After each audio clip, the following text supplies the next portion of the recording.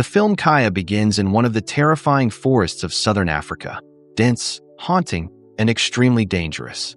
We're introduced to a forest ranger named Gabby. We see her alongside her colleague Winston as they navigate a river deep within the forest in a small boat, searching for a missing drone. Meanwhile, we see the drone flying through the forest until suddenly a mysterious man intercepts it. At that exact moment, Gabby, watching through the drone's camera feed, asks Winston to land the drone so she can go search for it herself. Winston warns her that most people who enter this place never return. Ignoring his caution, Gabby disembarks into the forest. At the same time, we see the same mysterious man walking through the woods, carrying the drone on his back along with a boy.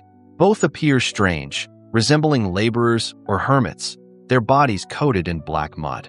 They begin setting traps throughout the forest, then head to a secluded area, wearing grotesque masks made of skin. There, they harvest toxic mushrooms that emit eerie, poisonous vibrations into the air. Back in the forest, Gabby wanders alone, trying to locate the drone and attempting to contact Winston over the radio. Suddenly, she realizes Winston isn't in the boat anymore. Just then, she hears disturbing sounds and tries to flee, but she falls into one of the traps. A sharp stake pierces her foot.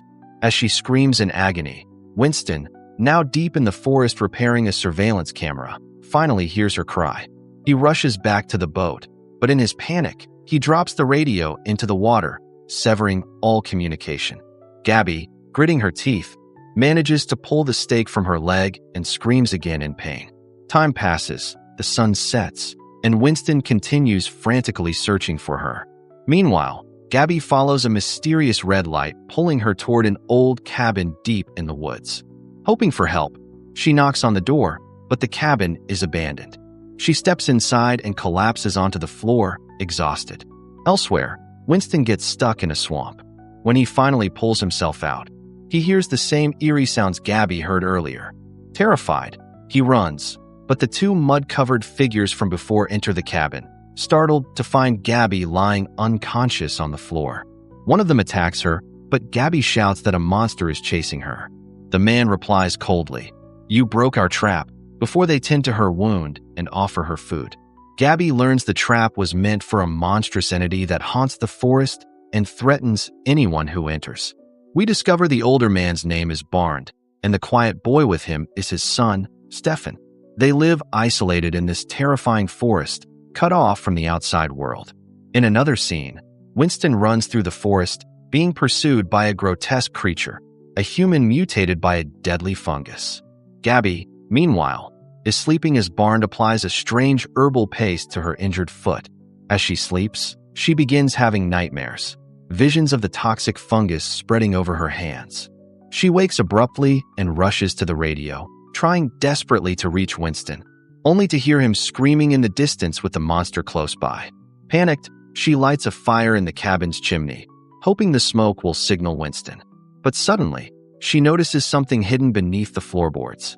When she moves the wood, she finds photographs of a woman buried underneath, apparently Barnd's late wife. Outside, Barnd sees the smoke and hurries back to extinguish the fire. He explains to Gabby that lighting fires is dangerous and promises to take her back to civilization the next day. That night, as Gabby sleeps, Barnd places his hand over her mouth to silence her. Terrified, she watches as Stefan stands guard with a drawn arrow, tracking the same ominous sounds echoing through the woods.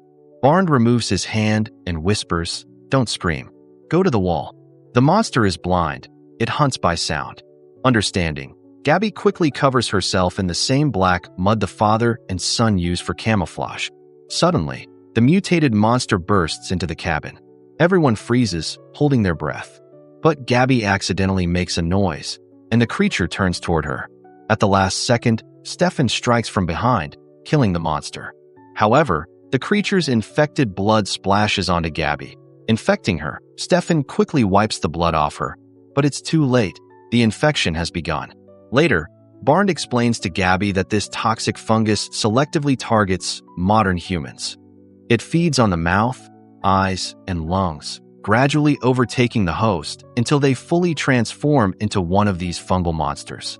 He believes the fungus is a divine force sent to cleanse the earth of humanity, whom he sees as mere parasites. The next day, Gabby sits with Stefan and shows him photos on her phone. Amazed, he's never seen technology before. Stefan points to a car in one photo and says, "Monster."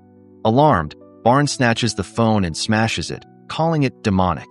It becomes clear that Barnes deliberately raises his son in total isolation, shielding him from people and modern life.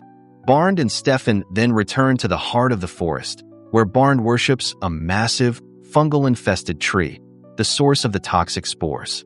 He feeds it with blood taken from the mutated creatures, and even consumes the fungus himself, sharing it with Stefan.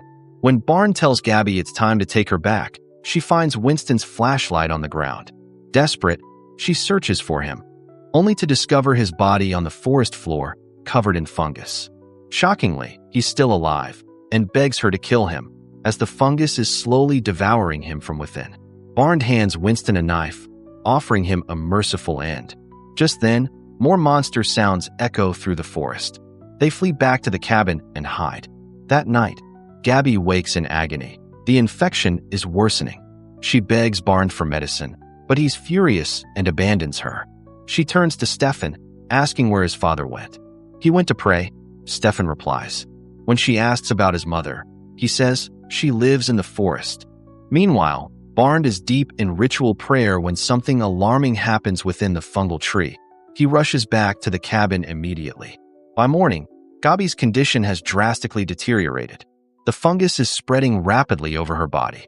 But then Stefan enters and feeds her a special type of mushroom taken from the sacred tree. Miraculously, her symptoms begin to recede.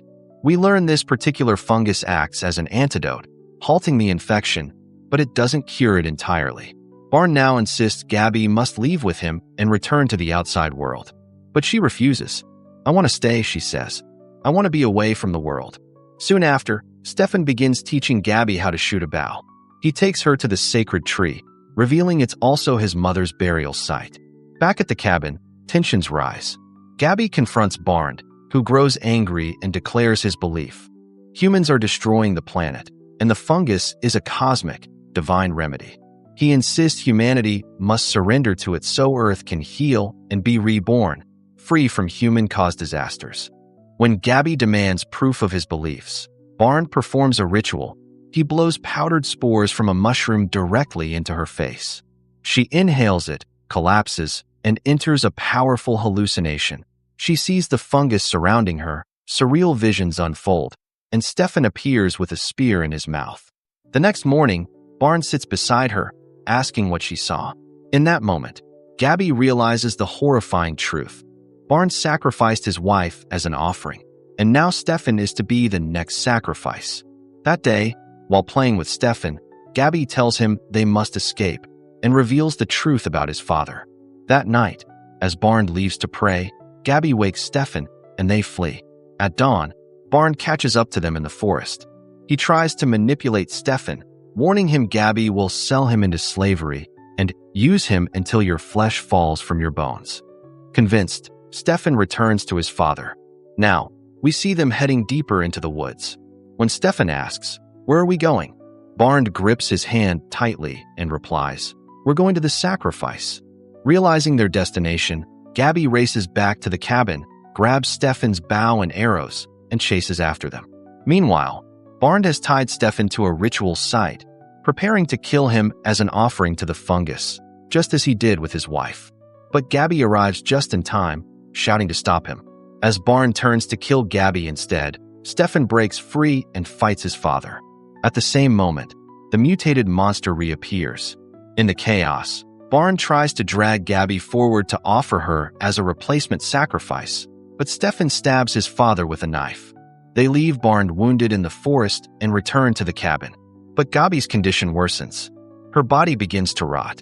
Despite this, Stefan refuses to abandon her.